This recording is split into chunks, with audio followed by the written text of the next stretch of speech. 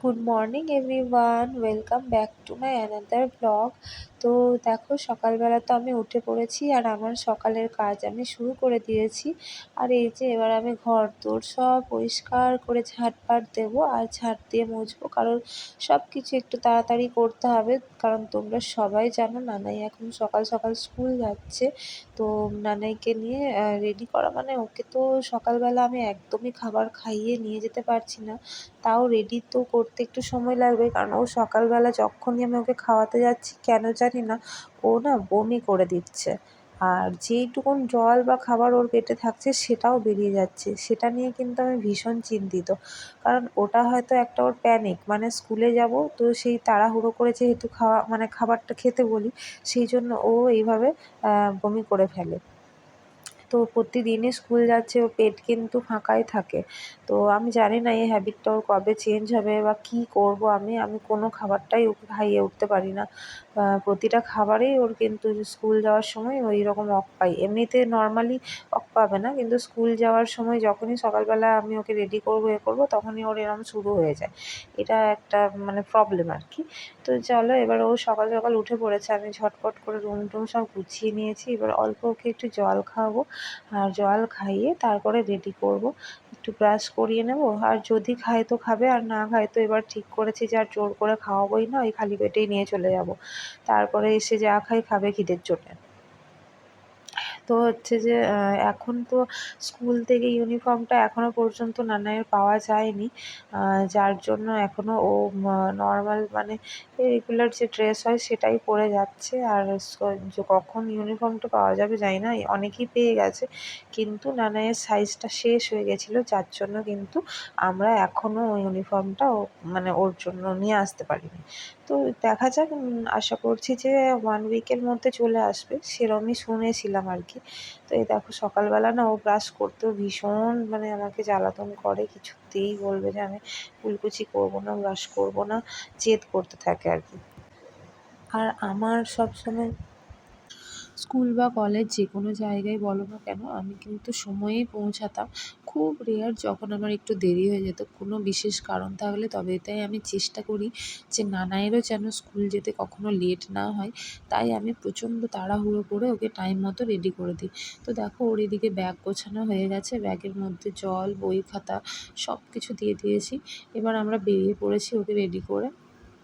তো আজকে কিন্তু প্রচণ্ড ঝলমলে রোদ দিয়েছে, আর আজকে মনে হচ্ছে যে সারাদিনটা ভালো রকমই গরম থাকবে, কারণ সকালের রোদটা পুরো দুপুরবেলার মতো লাগছিল। আর তো নানাইকে স্কুলে ড্রপ করেই দিলাম। এবার কিন্তু নানাইয়ের ক্লাস হবে মোটামুটি ওই 3 ঘন্টা মতো। তারপরে 3 ঘন্টা পর ওকে আবার নিয়ে যাব। তো দেখো, আমি কিন্তু নানাইয়ের ক্লাস শেষ করে ওকে বাড়ি নিয়ে চলে এসেছি। এবারে ওকে একটু ফ্রেশ ট্রেশ করিয়ে খাবার দাবার খাওয়াবো। আর আমার পেছন পেছন ও এসেছে উঠোনে ঘোরার জন্য। তো সেজন্য আমি বলছি, তুমি একটু দাঁড়াও, আমি তোমার হাত পাগুলো আগে ভালো করে ধুইয়ে দিই। তো ওই জন্য এসে আমি প্রতিদিন ওকে হাত পাটা ধুইয়ে দিই। আর কিন্তু ওর ওর চিন্তাভাবনা অন্য। ওর এই যে ওর যে চিন্তাভাবনা ও সেটা করে ফেলেছে। ও এসেই ওর গাড়ি, খেলনা এগুলো খুঁজবে। ওর হাতে মানে গাড়ি সবসময় চাই। গাড়ি ছাড়া, খেলনা গাড়িগুলো ছাড়া ও একদমই মানে থাকবে না আর কি। আর এই যে এবড়ো খেবড়ো জায়গা, বিশেষ করে যদি সেখানে জল পড়ে থাকে, তাহলে তো ওটা নানাইয়ের গাড়ি চালানোর জন্য ফেভারিট জায়গা। তো দেখো, এবার নানি তো হাত পা ধুয়ে নিয়েছে আর এবারে গাড়ি নিয়ে পড়েছে। তো এই বাইরে একটু খেলা হলো, এবারে এইখানেই খেলবে ও বিছানাতে দাঁড়িয়ে দাঁড়িয়ে।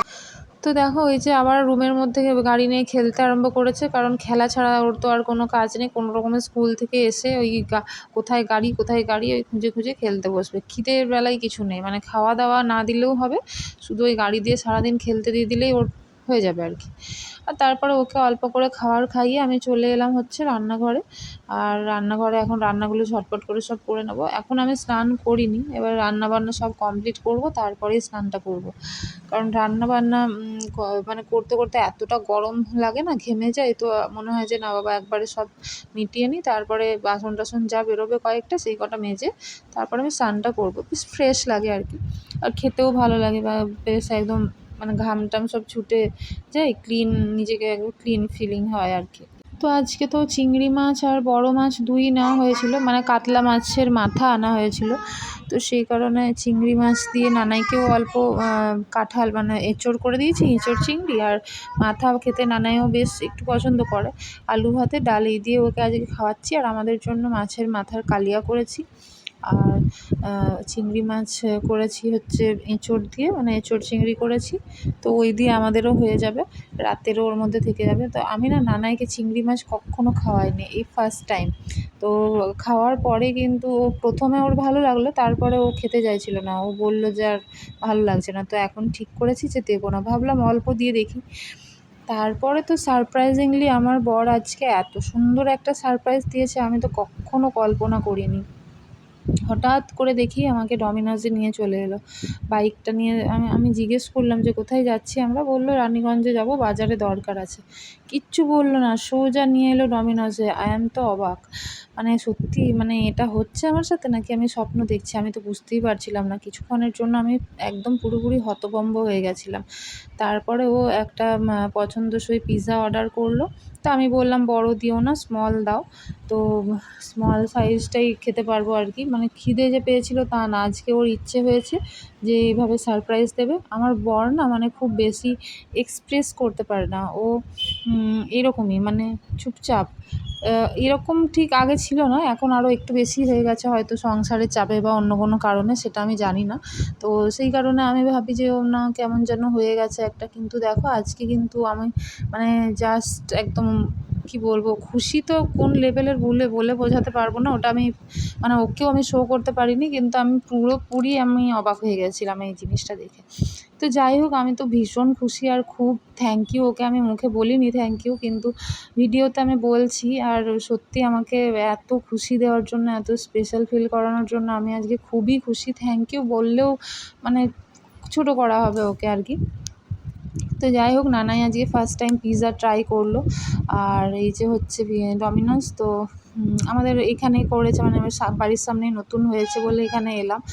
কিন্তু আমার এখানকার ওই আমি যে আগে ডমিনোজে পিৎজা খেয়েছি তার থেকে কোয়ালিটি একটু লো লাগলো। আমি জানি না, হয়তো অনেক দিন পর খাচ্ছি বলে। তো যাই হোক, বাজারে কিছু টুকিটাকি কাজ সেরে তারপরে বাড়ি ফিরলাম।